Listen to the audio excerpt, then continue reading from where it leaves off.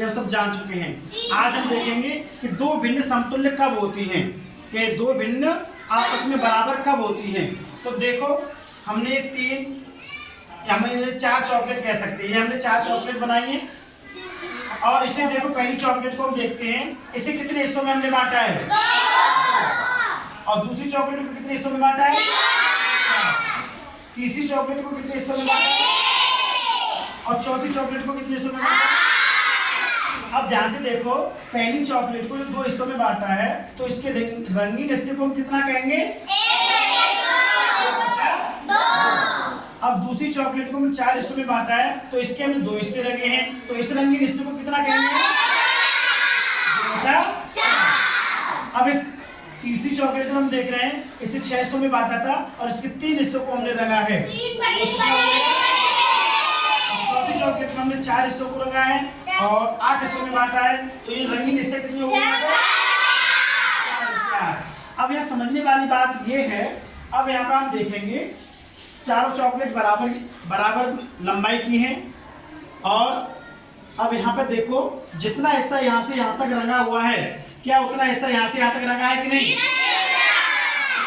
अब जितना हिस्सा यहाँ से यहाँ तक का रंगा है क्या इतना हिस्सा यहाँ से यहाँ तक का रंगा है कि नहीं, और जितना हिस्सा यहाँ से यहाँ तक का है क्या इतना हिस्सा यहाँ से यहाँ तक है कि नहीं। हम देख रहे हैं चारों चॉकलेट में रंगा हुआ हिस्सा बराबर है, रंगा हुआ क्षेत्रफल बराबर है। चार चॉकलेट में रंगा हुआ क्षेत्रफल बराबर है कि नहीं। जब इसमें इतने को हम 1/2 कह रहे हैं और इतने को हम 2/4 कह रहे हैं और हम देख रहे हैं कि ये इसके बराबर है तो क्या ये इसके बराबर होगी कि नहीं, ये भिन्न इस भिन्न के बराबर होगी कि नहीं। अब हम देख रहे हैं ये और ये सब इसके बराबर हैं तो जब ये इसके बराबर है तो क्या ये इसके बराबर होगी कि नहीं, ये भिन्न इस भिन्न के बराबर होगी कि नहीं। जब क्षेत्रफल बराबर हो, जब कोई भिन्न का बराबर जगह घेरती हो, बराबर क्षेत्रफल एरिया बनाती हो तो वो भिन्न आपस में बराबर होती है।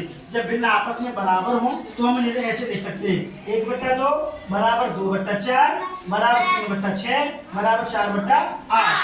तो इस तरह भिन्नों को हम कहते हैं समतुल्य भिन्न। इस तरह के भिन्नों को हम क्या कहते हैं, क्या कहते हैं, समतुल्य भिन्न। यानी एक भिन्न दूसरे भिन्न के बराबर तब होगी, तब समतुल्य होगी जब उसके द्वारा बनाया हुआ क्षेत्रफल भी बराबर हो। ठीक है। और आगे हमने देखा जब 1/2 बराबर 2/4 बराबर 3/6 बराबर 4/8 तो यहाँ देख रहे हैं 1 2 3 4 5 आएगा कि नहीं। और यहाँ 2 4 6 8 के बाद फिर 2 10 फिर बनती जाएंगे 9/8 कितना आएगा आगे 18। तो इस तरह से जो भिन्न हैं उन्हें हम समतुल्य भिन्न कहते हैं।